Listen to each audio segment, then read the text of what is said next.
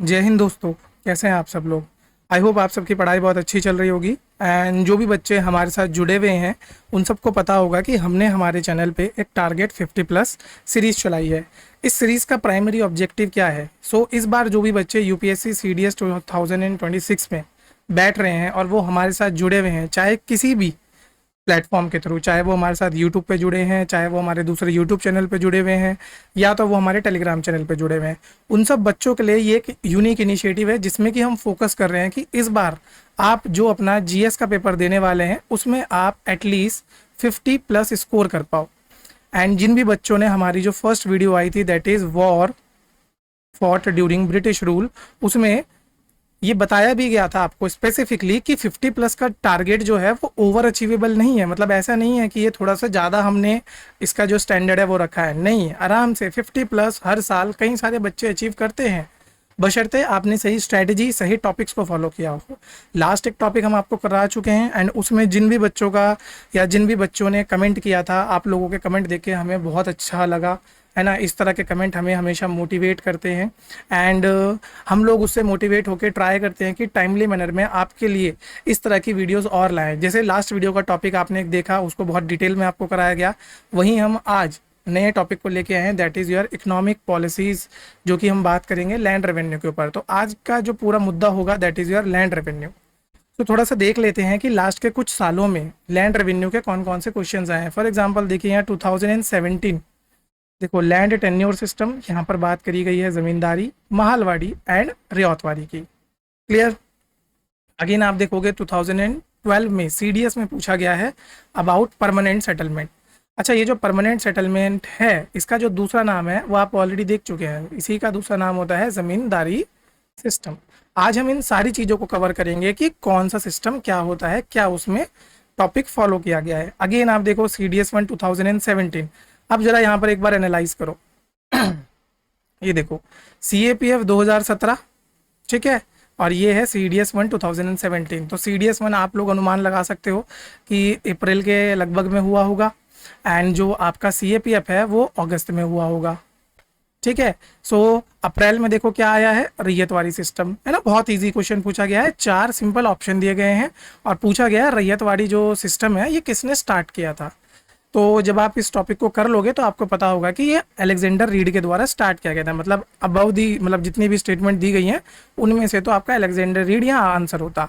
अब वहीं आप देखो 2017 में ही CAPF में क्या पूछा गया है, CAPF में डिटेल में चला गया, वहाँ एक सिंगल रैयतवाड़ी था। अब देखो यहाँ तीनों पूछ लिए, जो तीनों उस समय, तो यहीं से आप एक ट्रेंड को एनालाइज कर सकते हो। एंड मैं शुरू से, है ना, जितनी मैंने स्ट्रेटेजी की वीडियो भी बनाई है उसमें भी मैंने आपको समझाया है कि भैया एज ए स्टूडेंट आपको ये चीज़ें समझ आनी चाहिए कि ट्रेंड क्या होता है, कौन से टॉपिक्स को फॉलो कर रहे हैं, या कौन सी ऐसी थीम्स है जो बहुत इंपॉर्टेंट है जो आपको पढ़नी चाहिए। क्लियर। तो एक तो ये एग्जाम्पल हो गया। उसके बाद आप देखोगे एक थोड़ा सा टफ क्वेश्चन आया है ये CSC 2000 में, ठीक है, जहाँ पर दो लिस्ट बना के पूछी गई है। अगेन टॉपिक सेम है, जागीरदारी, रैयतवाड़ी, महलवाड़ी, जमींदारी। आज आपको ये चारों के चारों जितने भी टाइप्स हैं लैंड रेवेन्यू के बहुत ही अच्छे से क्रिस्टल क्लियर हो जाएंगे, ठीक है। फिर आ जाता है आपका NDA 2 2014 में। आप देखो यहाँ पे अगेन परमानेंट सेटलमेंट, तो कितना इंपॉर्टेंट है परमानेंट सेटलमेंट। फिर आप देखो यहाँ पे CAPF 2010 में अगेन परमानेंट सेटलमेंट। फिर देखो CDS 2011 में अगेन परमानेंट सेटलमेंट। तो देख सकते हो यहाँ पे देखो 2010 में भी आया परमानेंट सेटलमेंट, 2011 में भी आया परमानेंट सेटलमेंट। फिर देखो 2010 में CDS 2 2010, इस बार थोड़ा सा अलग हुआ है। इसको कैसे एनालाइज करोगे आप, यहाँ देखो CAPF 2010 में आया, उसके बाद आप देख सकते हो CDS 2 2010 में आया जो कि CAPF के बाद हुआ होगा। फिर आप देख सकते हो CDS 2 2011 में भी आया है, ठीक है। तो इस तरीके से आप इनको एनालाइज कर सकते हो कि हर साल ये क्वेश्चन रिपीट हो रहा है। ओके, फिर CDS 1 2021। तो अभी तो मतलब वैसे तो बहुत सारे क्वेश्चन थे बट अभी के लिए मैं बस इतने ही क्वेश्चन लेके आया हूँ आप लोगों के लिए। अब यहाँ पर आप लोगों को आज हम लैंड रेवेन्यू को अच्छे से पढ़ेंगे, बट लैंड रेवेन्यू पे जाने से पहले, ठीक है, लैंड रेवेन्यू को स्टार्ट करने से पहले मैं थोड़ा सा आपको एक टाइमलाइन को बताना चाहता हूँ कि वो जो टाइमलाइन है वो किस तरीके से ली गई है। अब देखो यहाँ पे टाइमलाइन को किस तरीके से हम लेंगे। 1764 एक ये हमारा ये लैंडमार्क इवेंट हो गया और इसी के एडिशन में एक और लैंडमार्क इवेंट होगा दैट इज इन 1765। फिर दूसरा आएगा आपका 1772 एंड उसके बाद आ जाएगा आपका 1773। अब देखो यहाँ पर 1764 इस दिन के अंदर क्या हुआ था, या इस टाइम पे क्या हुआ था बताओ। यहाँ पर हुआ आपका बैटल ऑफ बक्सर। फिर 1765 इस टाइम क्या हुआ, treaty of Allahabad. Very good. 1773 क्या आया यहाँ पे बताओ। यहाँ पर आया था आपका रेगुलेटिंग एक्ट। ठीक है, तो 1764 से लेके आपको जाना है कहाँ तक, 1773 तक आपको जाना है। अब इंपॉर्टेंट यहाँ पर हो जाता है आपका ये ट्रीटी ऑफ इलाहाबाद। क्यों ट्रीटी ऑफ इलाहाबाद, क्योंकि इसी ट्रीटी ऑफ इलाहाबाद के अंदर आपका 3 जगह के दीवानी राइट्स आपको मिले थे। सबसे पहला बंगाल, दूसरा बिहार एंड तीसरा उड़ीसा। ठीक है, इन तीनों जगह के दीवानी राइट्स किसको मिल गए, दीवानी राइट्स मिल गए आपको ईस्ट इंडिया कंपनी को मिल गए। अब हुआ क्या, जब दीवानी राइट्स मिले तो वो यहाँ से लैंड रेवेन्यू को ले सकती थी। ठीक है, लोगों के ऊपर कर लगा सकती थी, लैंड रेवेन्यू मतलब उनसे एक्सट्रैक्ट कर सकती थी। अब क्योंकि 1764 से पहले यहाँ पर क्या चलता था, यहाँ पर चलता था मुगल सिस्टम। ठीक है, एंड मुगल्स के दौरान यहाँ पर था जागीरदार सिस्टम।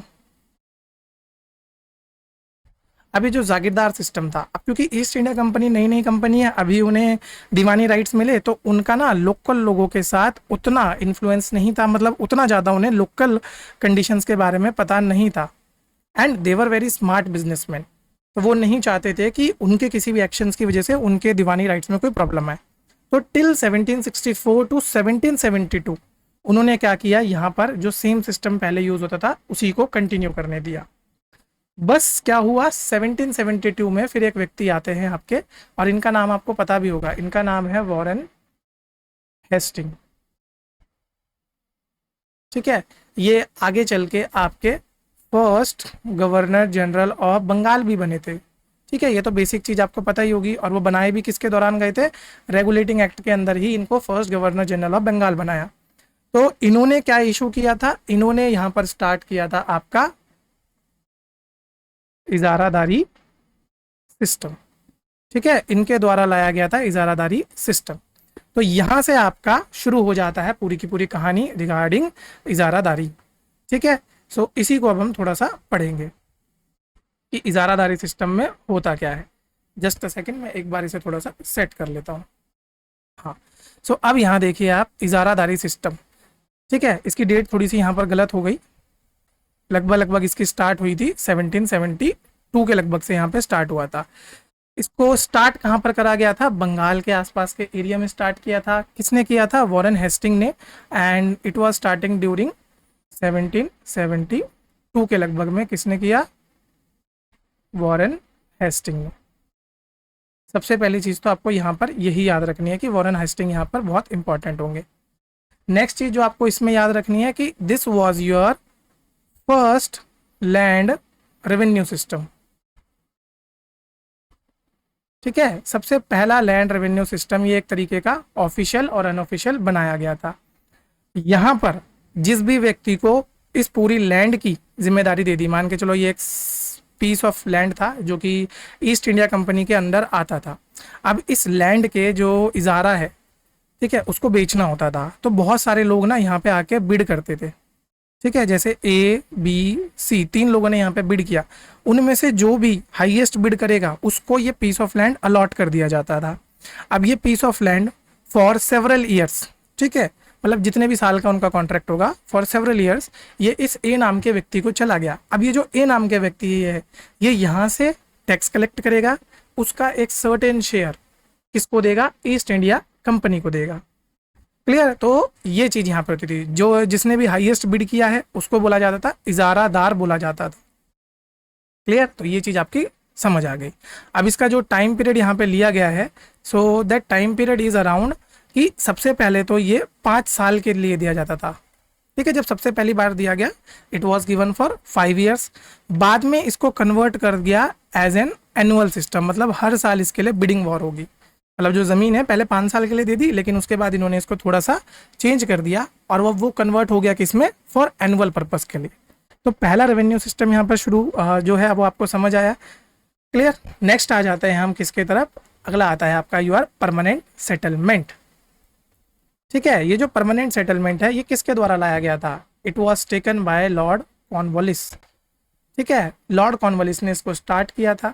एंड लॉर्ड कॉर्नवालिस ने ना ही सिर्फ इसको स्टार्ट किया था, बस इनको श्रेय दिया जाता है और भी बहुत सारी चीज़ों को जो इन्होंने स्टार्ट करी, बट अभी हम अपना फोकस रखते हैं सिर्फ इस तक। सो ये कहाँ कहाँ पे लाए थे इसे, बंगाल में लाए थे, बिहार में लाए थे एंड उड़ीसा के पास लाए थे। तो ये 2 जगहें थी जहाँ पर, सॉरी 3 जगहें थी जहाँ पर लाए थे ये। उसके साथ साथ इसको सर्टेन पार्ट ऑफ बनारस में भी लाया गया था। अब इसमें किया क्या गया, जो भी ज़मींदार इसके अंदर बनाए गए, ठीक है, जैसे मैंने आपको बताया था ना कि परमानेंट सेटलमेंट को कभी कभी हम ज़मींदारी सिस्टम कह देते थे, क्यों, क्योंकि इसके अंदर जिनको भी ज़मीन मिलती थी उनको ज़मींदार कहा जाता था। तो ज़मींदार हेरिडिटरी लैंड ओनर्स हुआ करते थे। इनका शुरू में काम क्या होता था, सिर्फ टैक्स कलेक्शन करने का काम होता था। बाद में इनको और भी पावर दे दी गई, लाइक उस एरिया में जो लॉ एंड ऑर्डर है उसको भी थोड़ा बहुत देखने का काम दे दिया गया। जब उससे प्रॉब्लम आने लगी तो बाद में इनसे सिर्फ वो चीज़ छीन ली गई और इनको दोबारा से सिर्फ टैक्स कलेक्टर बना दिया गया। अब यहाँ होता क्या था, देखिए इसका नाम परमानेंट है, परमानेंट सेटलमेंट मतलब पहले ही फिक्स कर दिया गया कि आपसे इतना अमाउंट हम आपसे लेंगे। ठीक है, तो they have fixed the permanent revenue demand, कि मान के चलो जितना भी आपने रेंट यहाँ पे कलेक्ट करोगे, मान के चलो 100 रुपये आप कलेक्ट करोगे तो उसको 11 हिस्सों में डिवाइड किया जाएगा, मतलब उसके 11 पार्ट करे जाएंगे और उन 11 पार्ट में से 10 पार्ट तो एज अ रेंट कौन ले लेगी, ईस्ट इंडिया कंपनी ले लेगी। एंड जमींदार के पास रहेगा सिर्फ 1/11 पार्ट, क्लियर। तो 11 में से 10 हिस्से ईस्ट इंडिया कंपनी के पास और 1 हिस्सा बच गया किसके पास, जमींदार के पास। एंड जमींदार के पास अब ये अधिकार होगा कि वो आगे चल के चाहे तो अपना जो रेंट है वो बढ़ा भी सकता है। ये प्रॉपरली पावर दे दी गई किसको, जमींदार को। अब इससे हुआ क्या, क्योंकि देखो पहले से फिक्स्ड हो गया तो जमींदार को तो देना ही देना है। तो वो क्या करता था, वो इन मतलब ज़्यादा पैसे कमाने की चाह में वो जो लैंड ओनर्स हुआ करते थे उनके ऊपर और ज़्यादा प्रेशर डालता था कि भैया मेरे को और पैसा दो और पैसा दो, जिसकी वजह से बहुत ज़्यादा जो फार्मर्स हुआ करते थे उनको एक्सेसिव टैक्स बर्डन फेस होने लग गया। अब इसी परमानेंट सेटलमेंट के अंदर आपको एक सनसेट क्लॉज भी देखने को मिलेगा। ये जो सनसेट क्लॉज होता है ये किस बारे में बात करता है, ये बात करता है कि जो भी पेमेंट किसको, ज़मींदार को करनी थी, अगर वो सनसेट तक, मान के चलो आज है आपकी 16 जुलाई, ठीक है, तो अगर मान के चलो 16 जुलाई वाज माई ड्यू डेट, तो यहाँ पर सीधा सीधा लिया जाता था सनसेट, कि अगर सनसेट हो गया तो फिर उसके बाद आप पेमेंट नहीं कर सकते, आप पे सीधा सीधा क्या लग जाएगी, पेनल्टी लग जाएगी। एंड अगर आप डिफ़ॉल्ट करते हो, आप पेमेंट नहीं कर पाते, तो आपकी जो पूरी की पूरी लैंड है उसे कन्फिस्केट कर दिया जाएगा और लेटर ऑन उसका ऑक्शन कर दिया जाएगा। तो ये होता था आपका परमानेंट सेटलमेंट में। सिर्फ इस सनसेट क्लॉज की वजह से बहुत सारा रेवेन्यू शेयर जो है या बहुत सारे लोगों ने अपनी ज़मीन जो है वो खो दी थी। ठीक है, तो ये आपको ध्यान रखना है। अब इसमें हुआ क्या जाने लग गया कि जितना भी सरप्लस होता था, मतलब क्योंकि यहाँ तो डिमांड पहले से तय हो गई ना कि भैया हमने परमानेंट कर दिया, तो पहले से उनका रेवेन्यू मॉडल फिक्स हो गया। तो अब अगर किसी साल ऐसा हुआ कि सरप्लस होता था तो उस साल स्टेट का नुकसान हो जाता था, क्योंकि सरप्लस की वैल्यू उन्हें मिलेगी नहीं। उनको कितना मिलेगा, 10/11 पार्ट ही मिलेगा जो कि रेंट का है और वो फिक्स्ड है। परमानेंट सेटलमेंट को इसलिए कभी कभी फिक्स्ड नेचर का भी माना जाता है कि यहाँ पर जो रेंट था वो आपका फिक्स्ड नेचर का हुआ करता था, उसमें कोई चेंज आप बाद में इशू नहीं कर सकते थे। एंड इसी में यहाँ पर कोई भी इंसेंटिव नहीं दिया जाता था फॉर स्टेट इन्वेस्टमेंट, जिसकी वजह से यहाँ पर बहुत सारे एब्सेंटी लैंडलॉर्ड्स पैदा हो गए। मतलब ज़मीन किसकी है ये किसी को पता ही नहीं, लोग अपनी अपनी ज़मीन छोड़ के भागने लग गए। इस तरीके से आप समझ सकते हो। अब क्योंकि इतने ज़्यादा हाई रेंट रखा गया था कि बहुत सारे ज़मींदार भी अपनी तरफ से भी अगर पैसे मिलाए तो भी पॉसिबल नहीं हो पा रहा था कि वो उनके ऊपर का जो टैक्स बर्डन है उसको कम कर दे, या लैंड रेवेन्यू जो बर्डन एक ज़मींदार के ऊपर आता था उसको कम कर दे। तो लगभग आप देखोगे कि आध से ज़्यादा लैंड जो थी वो बार बार बिक जाती थी। क्लियर। अगर आप क्लास 12th की एनसीईआरटी उठा के देखोगे तो वहाँ पर आपको खोलना है थीम 1 को, ठीक है, जब आप थीम 1 को पढ़ेंगे वहां पर इसके बारे में पूरा का पूरा एक पैराग्राफ लिखा हुआ है कि कैसे जो जमींदार थे वो अंडर हाई प्रेशर अपनी ज़मीन, उनकी ज़मीन कन्फिस्केट हो जाती थी, उसके बाद उसकी ज़मीन किसी और ज़मींदार को बेच दी जाती थी, क्योंकि यहाँ पर बहुत ज़्यादा हाई डिमांड करी जाती थी रेवेन्यू की, जो कि ज़मींदार के लिए पॉसिबल नहीं होता था अरेंज कर पाना। क्लियर? तो एक तो ये हो गया। अब देखिए सेकंड जो रेवेन्यू सिस्टम आपका आया है दैट इज़ रियातवाड़ी या रैयतवाड़ी सिस्टम। इसको चलाया गया था 1820 में। ठीक है, किसके द्वारा इंट्रोड्यूस इसको किया गया था? थॉमस मुनरो के द्वारा एंड कैप्टन अलेक्जेंडर रीड के द्वारा। शुरू में इसको सिर्फ मद्रास की प्रेसिडेंसी में लाया गया था, क्योंकि जो कैप्टन अलेक्जेंडर रीड थे वो कहाँ पर के थे? वो मद्रास के पास के थे। ठीक है, उनका मतलब जो जुरिडिक्शन था वो मद्रास में था, तो इनिशियली इसको मद्रास में लाया गया था। बाद में इसको एक्सटेंड किया गया था कहाँ कहाँ पर? बॉम्बे पे, ठीक है, पार्ट ऑफ असम में एंड कुर्ग में। तो जहाँ जहाँ पर ये एरियाज, मतलब जो भी एरियाज इसके हैं उनको भी अच्छे से पढ़ना है आपको।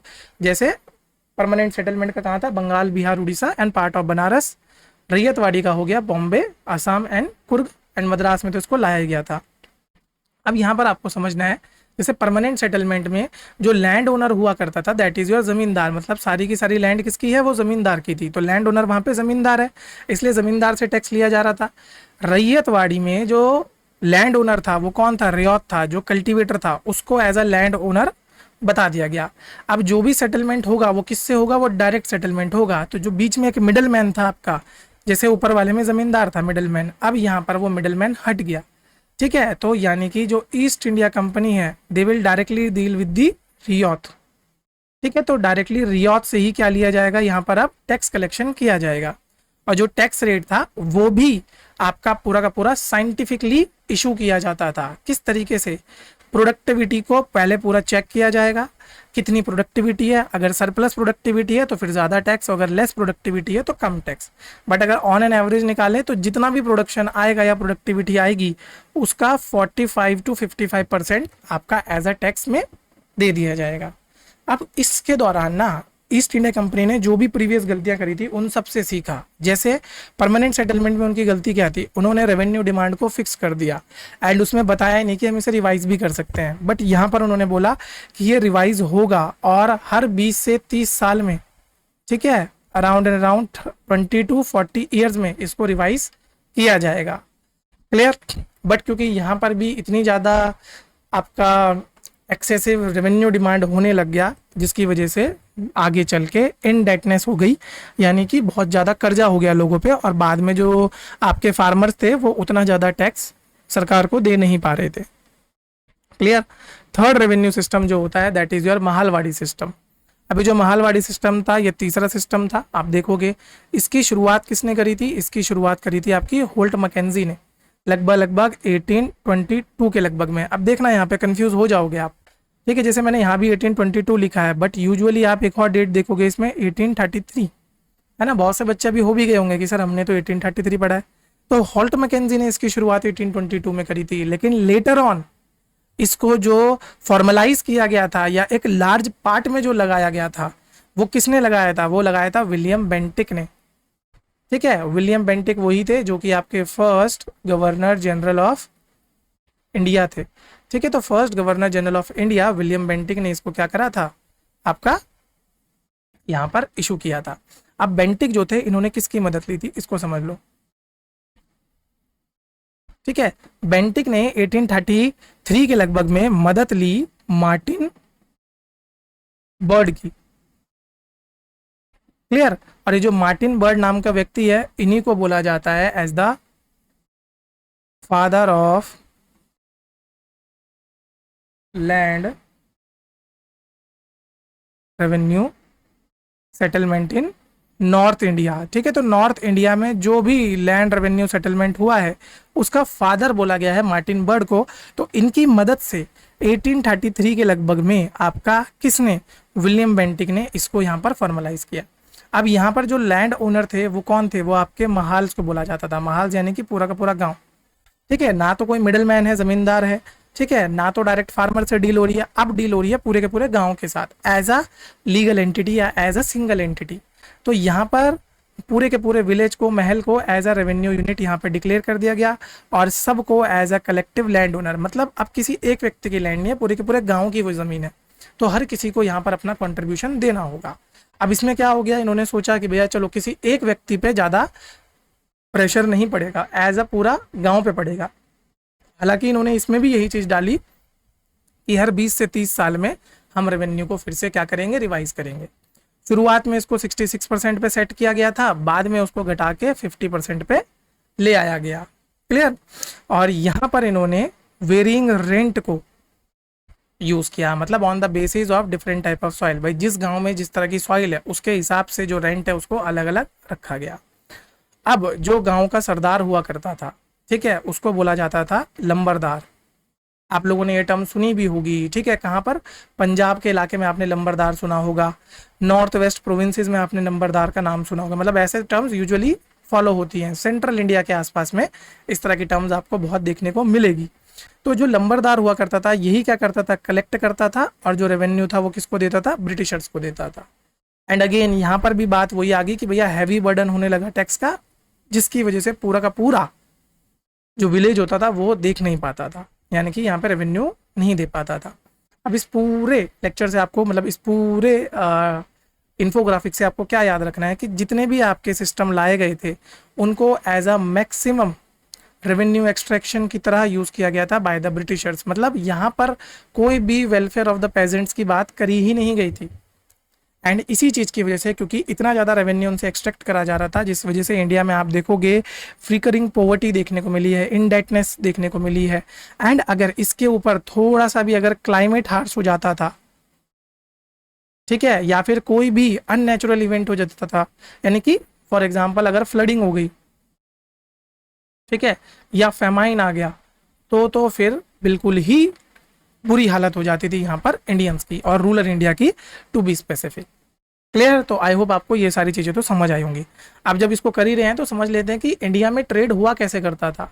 तो trade and agriculture during British rule, तो ब्रिटिश रूल के दौरान जो ट्रेड करने के लिए हम ज़्यादातर जो मोड ऑफ कम्युनिकेशन थे, आज हम थोड़ा सा उसको देख लेते हैं। जैसे रिवर ट्रांसपोर्ट आप देखोगे, तो रिवर ट्रांसपोर्ट में इंडिया में आप देखोगे बहुत सारी रिवर्स इंडिया में है, और कुछ तो ऐसी हैं जो पेरिनियल है, जो साल भर चलती ही रहती है। तो उन रिवर्स की मदद से भी बहुत ज़्यादा ट्रांसपोर्ट होता था। लाइक मेन 3 रिवर्स की अगर हम बात करें, जिन्हें हिमालयन रिवर्स भी बोला जाता है, first is your Ganga, second is your Indus and third is your Brahmaputra. इनका काम क्या होता था, ये कभी कभी ट्रूप्स को एक जगह से दूसरी जगह ले जाने के काम आती थी, या फिर बल्क गुड्स को, है ना, यानी कि जो अपस्ट्रीम पे अगर आपने अपस्ट्रीम से डाउनस्ट्रीम की तरफ, ठीक है, इतना ध्यान रखना, फ्रॉम अपस्ट्रीम टू डाउनस्ट्रीम आपको कोई भी प्रोडक्ट पहुंचाना है तो बहुत इजीली आप पहुंचा सकते हो। एंड इसी में यहाँ पर आप देखोगे कि बहुत सारी छोटी छोटी कनाल्स यहाँ पे बना दी गई, सपोर्टिंग कनाल्स डिफरेंट डिफरेंट, जैसे यमुना कनाल आपकी बनाई गई थी, सतलज के पास पे एक कनाल बनाई गई थी, या सबसे इंपॉर्टेंट है उसको मैं आपको बता देता हूँ, अपर गंगा कनाल।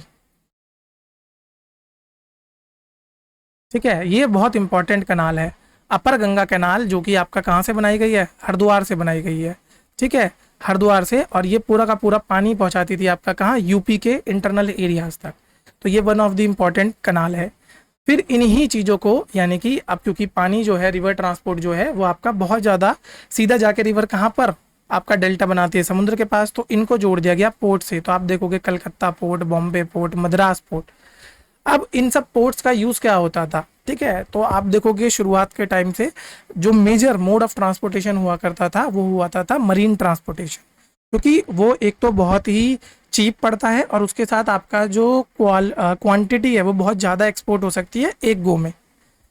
तो यहाँ पर हम ज़्यादातर रॉ मटेरियल को एक्सपोर्ट करते थे और इंपोर्ट करते थे फिनिश्ड गुड्स को। तो रिवर ट्रांसपोर्ट से तो ये हमें फ़ायदा हुआ। उसके बाद आप देखोगे रेलवेज़ को बैक किया था, जो रेलवेज़ का आइडिया था सबसे पहले हार्डिंग, ठीक है, उनके टाइम पे आया था। तो यहाँ पर उन्होंने जितनी भी प्राइवेट कंपनीज थी उनको परमिट कर दिया गया था कि भैया आप रेलवेज यहाँ पे लगा सकते हैं for imperial and military security के लिए। बाद में आप देखोगे लॉर्ड डलहौजी लगभग 1853 के लगभग में उन्होंने एक पॉलिसी फ्रेमवर्क बनाया था ताकि एक्सपेंशन हो सके, और इनका जो कोर मोटिव था वो था इकोनॉमिक एक्सप्लॉयटेशन, कि रेलवेज को इंडिया के डिफरेंट डिफरेंट कोनों से कनेक्ट करो ताकि वहाँ से रॉ मटेरियल लाया जा सके, कहाँ तक, पोर्ट्स तक, और उन पोर्ट से फिर उस रॉ मटेरियल को ब्रिटेन पहुँचाया जा सके। फिर ब्रिटेन से क्या होगा, वो रॉ मटेरियल कन्वर्ट हो जाएगा फिनिश्ड प्रोडक्ट में, और देन उस फिनिश्ड प्रोडक्ट को हम वापस से सेम रूट से इंडिया के डिफरेंट डिफरेंट शहरों में पहुंचाएंगे। अब यहाँ पर क्या होगा, इंडिया से रॉ मटेरियल बाहर जा रहा है और इंडिया में फिनिश्ड प्रोडक्ट आ रहा है, तो एट द एंड आप देखो वो किसका फायदा होगा, तो जो पैसा होगा वो ब्रिटेन की तरफ जाएगा। क्लियर? तो सबसे पहले तो ये समझना है। तो पहली जो पैसेंजर ट्रेन चलाई गई थी that was from Bombay, Bombay के अंदर बोरी बंदर एक जगह है, वहां से थाने के लिए चलाई गई थी। लगभग 34 किलोमीटर का वो पर्टिकुलर एरिया है, and this is the date 16 April 1853 में इसको सबसे पहले चलाया गया था। और जब रेलवे का एक्सपेंशन हो रहा था ना, तो उसको कुछ इस तरीके से एक्सपेंड किया गया कि डिफरेंट डिफरेंट रॉ मटेरियल्स के जो मेन हब होते थे तो वहीं पर हमने उनके कॉरिडोर्स बना दिए। लाइक कॉटन का जो एक कॉरिडोर बनाया वो डेक्कन में बनाया, जूट के लिए हम बंगाल के पास आसपास हमने रेलवे को डेवलप किया, कोल के लिए रानीगंज। आज भी आप देखोगे जो रेलवे का मेजर एक्सटेंशन है वो उन्हीं जगहों पे है, मतलब जो ब्रिटिश काल में हो गया था वहीं पर है।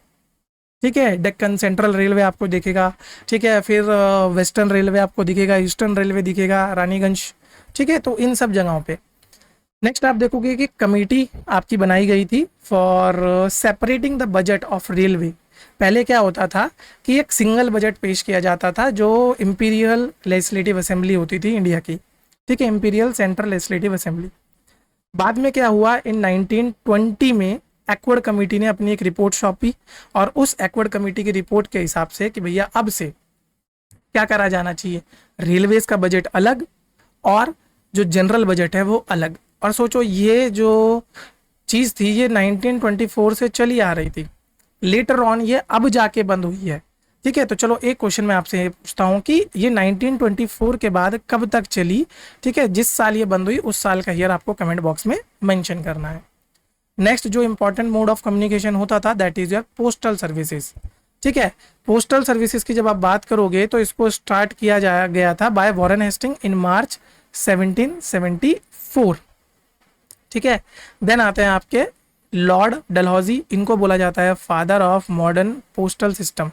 इन्हीं के कार्यकाल के दौरान पोस्ट ऑफिस एक्ट 1854 को लाया गया था, और इन्होंने क्या बनाया, एक सेंट्रलाइज सिस्टम बनाया था फॉर पोस्ट। आप आज भी देखोगे इंडिया पोस्ट, ठीक है, बहुत उसका जो नेटवर्क है वो पूरे इंडिया में है, और कहीं मिले ना मिले अगर आपको कहीं भी चिट्ठी भेजनी होती है तो आप इंडियन पोस्ट के थ्रू भेज सकते हो। इसको 1854 से बनाया गया था, एंड उस समय पे एक यूनिफॉर्म पोस्टल रेट इंट्रोड्यूस किया गया था जिसे बोला जाता था आधा आना, मतलब हाफ आना पर लेटर, मतलब एक लेटर भेजना है तो आधा आना लगेगा।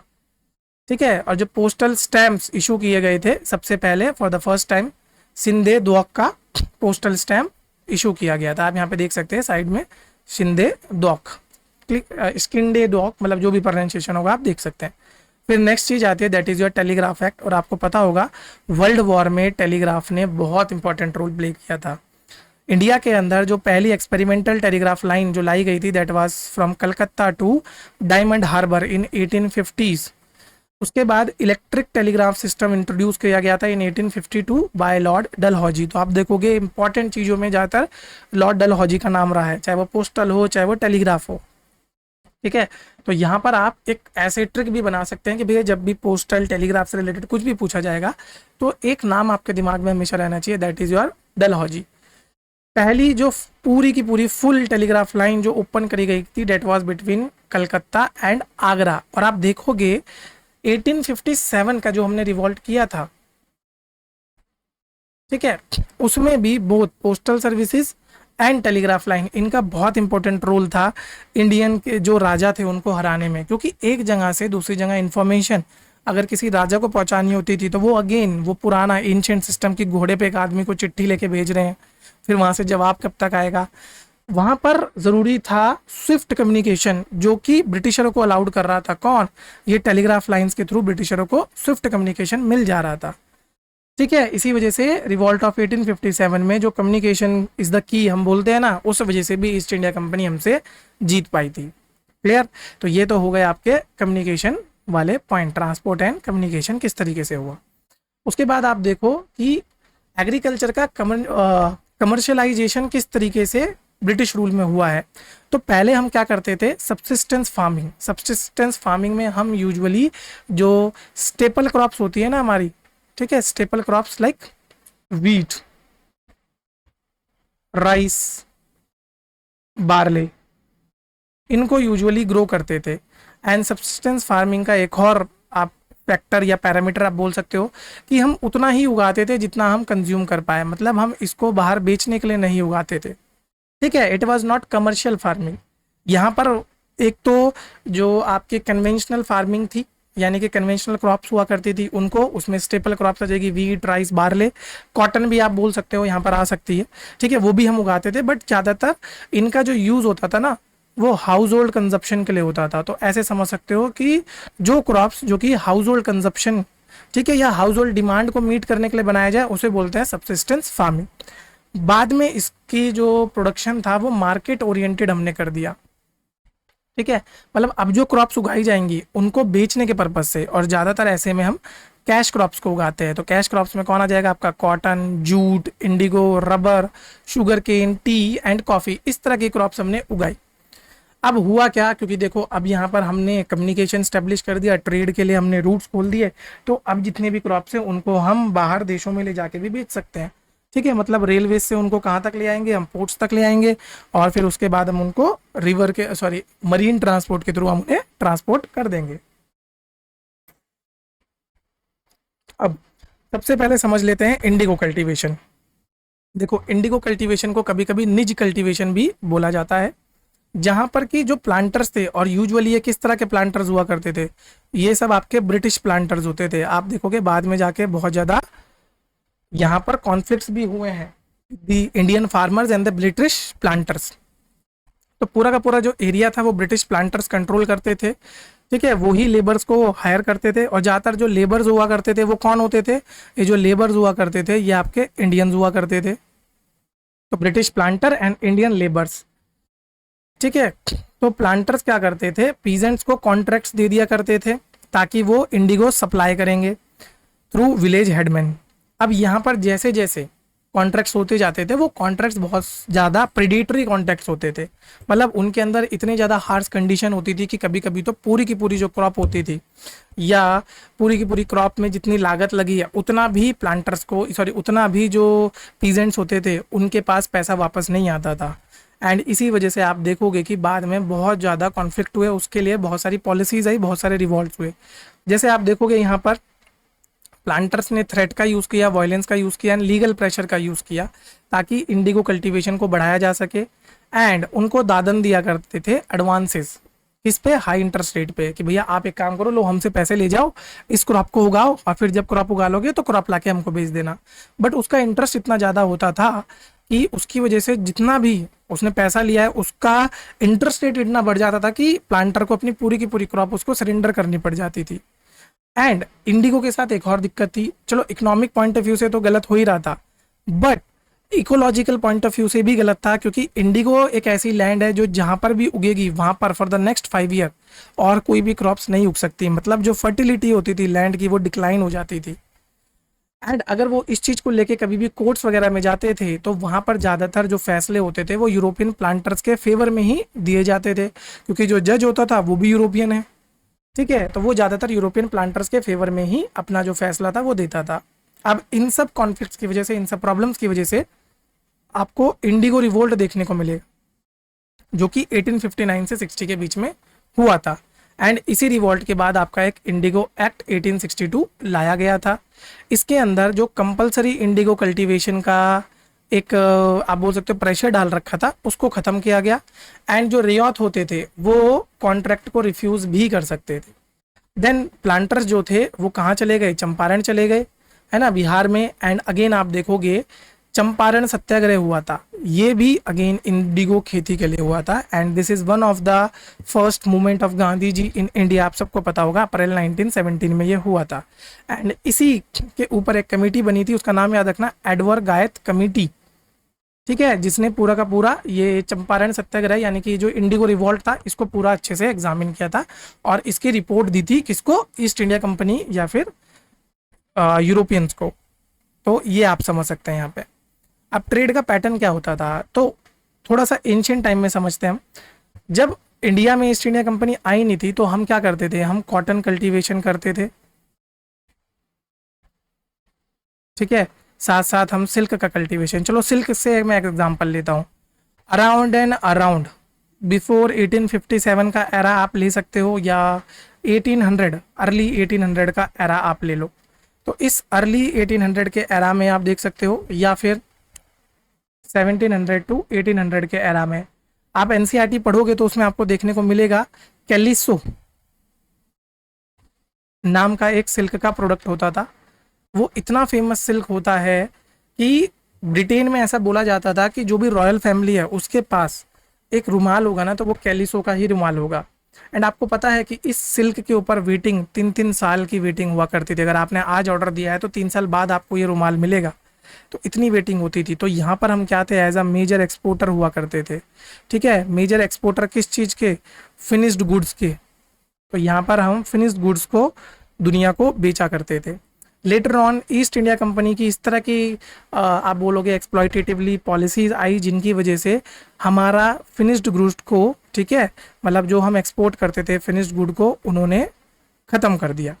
एंड हम जस्ट क्या बन गए, हम बन गए इम्पोर्टर, ठीक है। We are importer of finished good.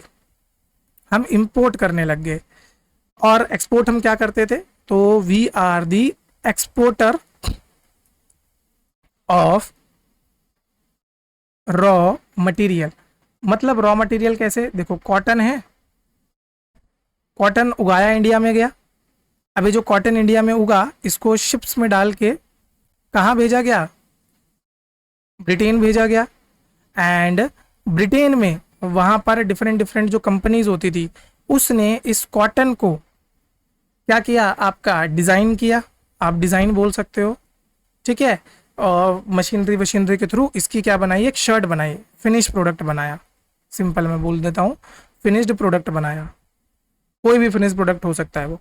तो ये जो फिनिश प्रोडक्ट था इसको एक्सपोर्ट कर दिया कहाँ के लिए, इंडिया के लिए, ठीक है। तो ब्रिटेन, अच्छा ये जो फिनिश प्रोडक्ट था ये कहाँ आएगा अब, ये आएगा अब आपका इंडिया। अब आप देख रहे हो कॉटन जो कि क्या है, रॉ मटेरियल है। ये कॉटन, ये रॉ मटेरियल इंडिया से गया ब्रिटेन, एंड वहां से जो फिनिश प्रोडक्ट था वो इंडिया आया। तो आप देख सकते हो कि हम जो कि क्या हुआ करते थे, एक एक्सपोर्टर हुआ करते थे रॉ मटेरियल, और एक्सपोर्टर हुआ करते थे फिनिश प्रोडक्ट के। आज हम सिर्फ क्या बन गए, एक रॉ मटेरियल सप्लायर हम बन गए, ठीक है। एंड रॉ मटेरियल सप्लायर बनने के बाद अब हमारे यहाँ पर इंडिया में जो ब्रिटिशर्स थे वो अपना फ्रेश प्रोडक्ट बेचा करते थे। तो इंडिया से वो रॉ मटेरियल ले गए, like jute, Indigo, T, coffee, ठीक है, export oriented and European controlled, और इंडिया के अंदर बेचा जाता था फिनिश प्रोडक्ट्स, क्लियर। और भी कुछ ले जाते थे, silk, spice, oil seed, salt, opium, ये सब इंडिया से ले जाया जाता था। कॉटन टेक्सटाइल वगैरह इंडिया में इंपोर्ट कर दिया जाता था, ठीक है। Cotton textile, Williams machinery and railway equipment India में आता था। कॉटन की अगर मैं बात करूं तो एक टाइम पीरियड आया था अमेरिकन सिविल वॉर,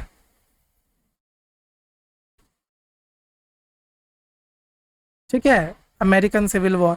क्योंकि जो ब्रिटेन था वहां पर ज़्यादा जो आपका कॉटन आता था वो अमेरिका से आता था। But during the American civil war, अब अमेरिका में सिविल वॉर चल रहा है तो वहाँ से तो कॉटन आ नहीं सकता, तो वो कॉटन की जो कमी थी उसको पूरी किया गया था इंडियन मार्केट से।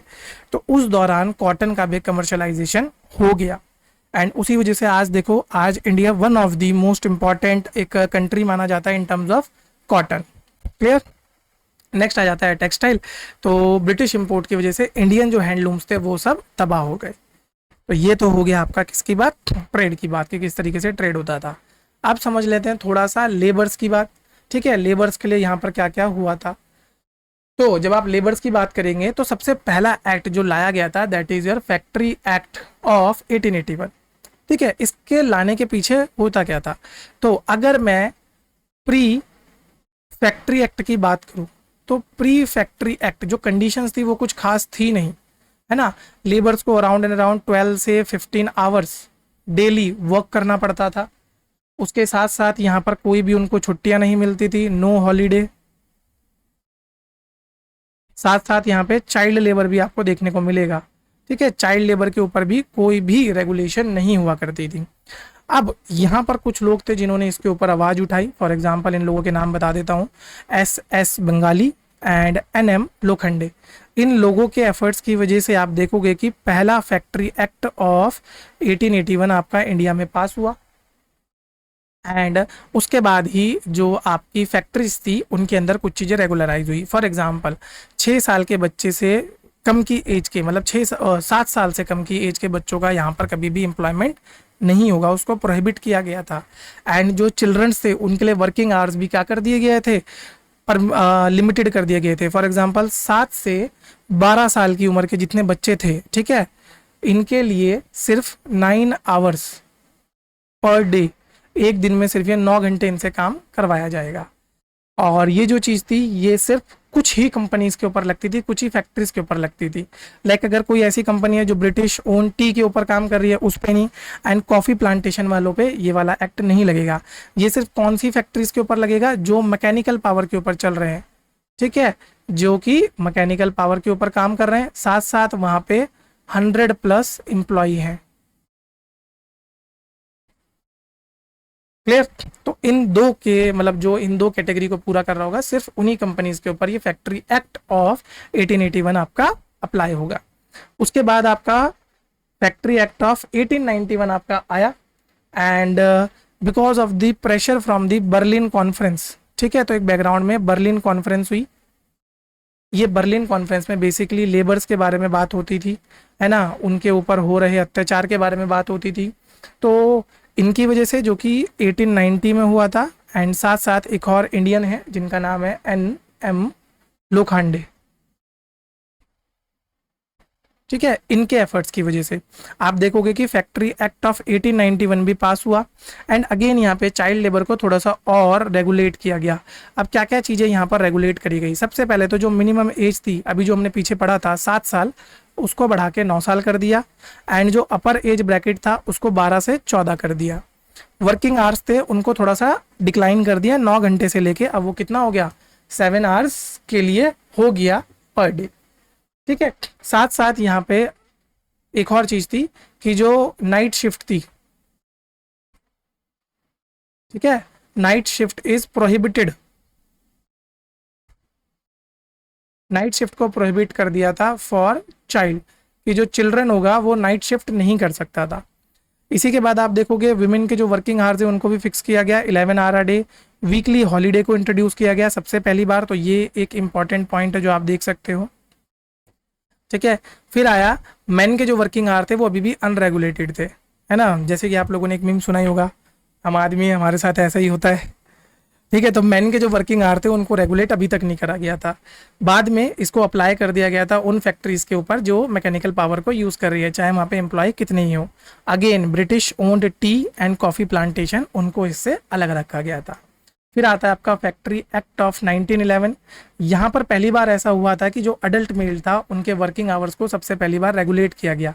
पहले 12 घंटे एक दिन में रखा गया था 1911 में, बाद में 1922 में, मतलब 11 साल बाद एक अमेंडमेंट और आया और उसको डिक्लाइन कर दिया गया 11 आवर पर डे के, मतलब 1 घंटा और घटा दिया गया था। आज के टाइम पे आप देखोगे तो आप सबको पता होगा कि 8 आवर्स की शिफ्ट होती है, 8 आवर्स पर डे की शिफ्ट होती है। तो देखो कहाँ से शुरुआत हुई थी और आज हम कहाँ तक आ गए। चाइल्ड लेबर्स के जो सेफगार्ड थे उनको थोड़ा सा और इम्प्रूव करा गया था, है ना। बाकी आप देख सकते हो फिर आए कुछ आपके छोटे मोटे एक्ट जो थे, ठीक है, इनके बारे में आपको पता होना चाहिए, जैसे वर्क्समैन कंपनसेशन एक्ट। तो यहाँ पर बेसिकली क्या बात करी गई कि भैया अगर किसी को भी चोट वगैरह लग जाती है, किसी की डेथ वगैरह हो जाती है, तो उनको प्रॉपर कंपनसेशन मिलेगा आउट ऑफ द एम्प्लॉयमेंट। इसमें स्ट्रिक्ट नो फॉल्ट लाइबिलिटी को यूज़ करा गया कि जो एम्प्लॉयर होगा वो लाइबल होगा विदाउट प्रूविंग नेग्लिजेंस, ठीक है, चाहे जो एम्प्लॉय है उसकी गलती हो या ना हो, अगर उसको चोट लगी है तो ऑब्वियसली बात है उसको कंपनसेशन दिया जाएगा, ठीक है। यहाँ पर जो भी एग्रीकल्चरल लेबर्स होते थे उनको इसके एक्ट के इस एक्ट के अंदर कवर नहीं किया गया था। फिर नेक्स्ट आता है आपका ट्रेड यूनियन 1926, ठीक है। ये जो ट्रेड यूनियन थी इन्होंने लीगलाइज करा है किस चीज़ को, registered TU granted limited immunity like from civil liability in trade dispute, from criminal conspiracy charges in legitimate union activities। फिर आता है ट्रेड डिस्प्यूट एक्ट ऑफ 1929, इसने रेस्ट्रिक्ट करा स्ट्राइक्स को विदाउट प्रायर नोटिस, ठीक है। और जितनी भी जनरल स्ट्राइक वगैरह होती थी उन सबको कटेल यहाँ पर कर दिया गया था। अगर आपको स्ट्राइक करनी है तो उसके लिए आपको प्रायर नोटिस दिया जाएगा, यानी कि देना चाहिए। फिर आई आपकी रॉयल कमीशन ऑफ लेबर 1929 से लेके 1931 में। इसको वाइटली कमीशन या चेयर जॉन वाइटली कमीशन भी इसको बोला जाता है। इसने आइडेंटिफाई किया poverty as a fundamental cause of labour problem and industrial unrest. Okay, and British employer criticise for exploitative wage practices, long working hours and poor welfare standard. तो इसी commission ने इनको भी, ब्रिटिश एम्प्लॉयर को भी criticise किया था। यहाँ पर इन्होंने कुछ पर्टिकुलर एक्ट्स के लिए फाउंडेशन रखी थी। फॉर एग्जांपल सबसे प्रोमिनेंट है उसमें पेमेंट ऑफ वेजेस एक्ट, कि किस तरीके से पेमेंट्स प्रोवाइड करी जाएंगी। देन इसी कमीशन के रिकमेंडेशन के बेसिस पे आपका नेक्स्ट इशू किया गया था पेमेंट ऑफ वेजेस एक्ट 1936। इसमें बोला गया था कि टाइमली पेमेंट होनी चाहिए वेजेस की टू द एम्प्लॉयज, है ना। Regulated and restricted wage deduction permitting only authorise deduction, कोई भी ऐसा अननेसेसरी डिडक्शन आप नहीं कर सकते। And applied to employees below specified wall ceiling. फिर आप एक ध्यान रखना कि डिफेंस ऑफ इंडिया रूल्स आए 1939 से 1945 तक। ये वो टाइम पीरियड था जब आपका वर्ल्ड वॉर चल रहा था, ठीक है, वर्ल्ड वॉर सेकेंड का टाइम पीरियड था। और इस दौरान आप देखोगे कि uninterrupted industrial and war time production के लिए सभी तरह की चीज़ों को बंद कर दिया गया। ऊपर जितने भी राइट दिए गए थे उन सबको हटा दिया गया था। क्लियर। अब एक लास्ट चीज़ आपकी बची है, जब आपने इतना इकोनॉमिक पढ़ ही लिया है तो एक इकोनॉमिक क्रिटिक और ब्रिटिश एम्पायर, उनको भी थोड़ा सा पढ़ लेते हैं। ठीक है, कुछ इंडियन थिंकर्स ऐसे हैं जिन्होंने क्रिटिक किया है जो भी economic policies during the 19th and early 20th century में लाई गई थी, उनको क्रिटिसाइज किया है। जैसे कि इसमें सबसे इंपॉर्टेंट नाम तो आपको देखने को मिलेगा दादा भाई नेहरू, है ना। इनका नाम आपने सुना भी होगा, बहुत इंपॉर्टेंट चीज़ें इन्होंने करी हैं। अगर एक बहुत छोटी सी चीज़ बताऊं तो इनको grand old man of India भी बोला जाता है। साथ साथ इंडिपेंडेंस से पहले maximum number of time Congress के प्रेसिडेंट यही रहे हैं। क्लियर। तो और इन्होंने इंडिया के इकोनॉमिक पॉलिसीज़ के ऊपर भी बहुत सारे कमेंट किए हैं। जैसे जो ब्रिटिश ने पॉलिसीज़ अपनाई थी तो इन्होंने एक किताब लिखी है उस पर, जिसमें इन्होंने ड्रेन ऑफ वेल्थ थ्योरी दी है, और इस किताब का नाम था poverty and un British rule. और ये दोनों चीज़ें पूछी जा चुकी हैं। आप देखना CAPF का पेपर उठा के देखना, NCDS का पेपर उठा के देखना। CDS में ड्रेन ऑफ वेल्थ थ्योरी पूछा गया था, एंड उसी के बाद poverty and un British rule सिर्फ इतना पूछा गया था ये लिखी कब गई थी, ठीक है, इसका ईयर पूछा गया था, तो वो आपको यहाँ पर ध्यान रखना है। तो poverty and un British rule का ईयर है 1901, ये लिखी गई थी 1901। और इसी किताब के अंदर इन्होंने बताया है कि वेल्थ जो हमारे इंडिया से बाहर जा रही है, it is because of the home charges. Clear. आप देखोगे 1892 का जो एक्ट था उसमें कई सारे होम चार्जेस का जिक्र था, और उन्हीं होम चार्जेस की वजह से इंडिया से मेजॉरिटी ऑफ वेल्थ इंडिया से बाहर जा रही है। जैसे drain equivalent to half of government revenue and 1/3 of the national savings, ये सारी की सारी ब्रिटिश के पास जा रही थी। कैसे, क्या क्या चीज़ें थी? सबसे पहले तो ईस्ट इंडिया कंपनी के जो शेयर होल्डर्स थे उनको पैसा दिया जा रहा था। फिर expenses of India's office in London, तो इंडिया का जो ऑफिस था लंदन में उसके एक्सपेंसेस इंडिया से जा रहे थे। जितने भी ब्रिटिश ऑफिसर्स थे उनकी सैलरी, सेक्रेटरी ऑफ स्टेट की सैलरी जो कि अगेन लंदन में बैठे हुए हैं, investment of surplus in plantation वो भी बाहर जा रहा है, गारंटीड इंटरेस्ट ऑन रेलवे, ठीक है, मिलिट्री एंड मैरीन चेंजेस, डेप्ट repayment to the bank of India. इन सब चीज़ों की वजह से जो मेजॉरिटी ऑफ पैसा था इंडिया का वो कहाँ जा रहा था, वो इंडिया से बाहर जा रहा था।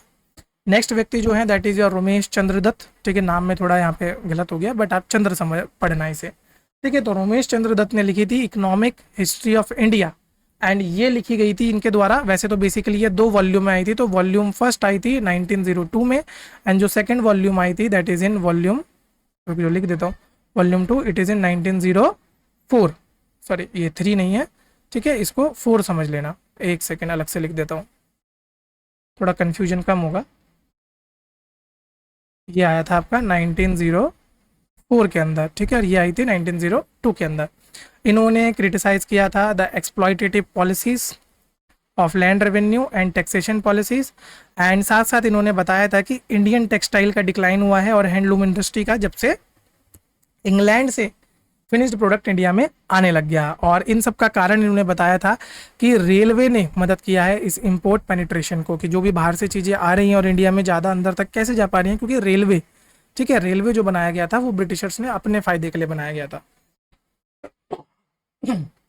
उसमें कहीं से कहीं तक भी, जैसे कभी कभी ब्रिटिश क्लेम करते थे ना कि लोगों की भलाई के लिए बनाया, कहीं से कहीं तक भी इंडियंस की भलाई के लिए नहीं बनाया गया था। उसको सिर्फ जो मटेरियल था, रॉ मटेरियल को पोर्ट्स तक लाने में और पोर्ट से फिनिश प्रोडक्ट्स को इंटरनल एरियाज ऑफ इंडिया में लाने में काम आता था।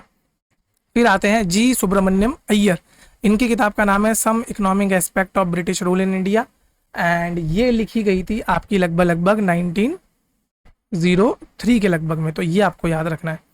इन्होंने यहाँ पर बात करी थी कि जो कॉलोनियलिज्म है, ठीक है, उसकी वजह से बैकवर्डनेस आ रही है, ना कि जो हमारा ट्रेडिशन है। इन्होंने बताया कि भैया ब्रिटिश पॉलिसीज अपोज करती हैं किसको, फ्री ट्रेड को, एंड इंडिया को just as a raw material supplier की तरह वो ट्रीट करता है कि भैया यहाँ से बस रॉ मटेरियल ले आओ और बाकी चीज़ों को ब्रिटेन में बनाओ। इंडिया के अंदर इंडस्ट्रियल डेवलपमेंट के नाम पे कुछ भी नहीं हो रहा। फिर अगले आते हैं, एंड ये लास्ट हैं, ठीक है, महादेव गोविंद रानाडे। इन्होंने बताया कि इंडिया क्या बन चुकी है, एक कॉलोनियल डिपेंडेंट इकोनॉमी बन चुकी है पूरे के पूरे ग्लोबल कैपिटलिज्म की, जिसमें कि जो भी, यानी कि समझो कि जो भी प्रोडक्शन करना है वो तो कहाँ पर होगा, प्रोडक्शन होगा आपका इंडिया के अंदर, लेकिन उसको जो फिनिश्ड प्रोडक्ट बनाना है, ठीक है, वो होगा कहाँ पर, वो होगा ब्रिटेन के अंदर। तो इस वजह से इंडिया के अंदर जो लेबर हो रहा है उसकी मेहनत पे ब्रिटिश में फ़ायदा कमाया जा रहा है, ठीक है। सो आई होप आपको ये सारी चीज़ें समझ आ गई होंगी। तो आज के लेक्चर में हमारा इतना ही है ना, यही सारी चीज़ें आपको पढ़नी होती है। एंड मैं आपको बता दूं कि अगर आप इसका PDF देख रहे हैं, ठीक है, जो भी बच्चे यहाँ तक आ गए, सबसे पहले तो भैया लाइक कर देना, कमेंट तो कर ही देना। आपके कमेंट की वजह से हमें बहुत मोटिवेशन मिलता है कि भैया इसी तरह का डिटेल्ड कंटेंट, आप लोगों को बता नहीं सकते कि बैकग्राउंड में कितनी मेहनत चल रही है जस्ट टू अचीव टारगेट 50, है ना। और आप सबको पता होगा ये टारगेट 50 हमारा नहीं है, ये आप ही का है, ये 50 नंबर आप ही के आने वाले हैं। तो अगर आप इसको फॉलो कर रहे हो तो बहुत अच्छे से फॉलो करो, एंड कमेंट ज़रूर कर देना अगर आपको ये इनिशिएटिव पसंद आ रहा है, ठीक है। तो जो भी बच्चा इसकी PDF ढूंढ रहा होगा उसको मैं बता दूं, ये अपलोड होगा आपका AS CDS के चैनल में, उसके साथ साथ ये AS डिफेंस के चैनल पे भी अपलोड होगा। तो ये दोनों टेलीग्राम चैनल है हमारे, ठीक है, इनको आप अभी जाके ज्वाइन कर सकते हैं, क्लियर। तो चलिए मैं मिलूंगा आपसे नेक्स्ट वीडियो में, जहां पर मैं इसी तरीके की एक और वीडियो लेके आऊँगा। तब तक के लिए जय हिंद दोस्तों।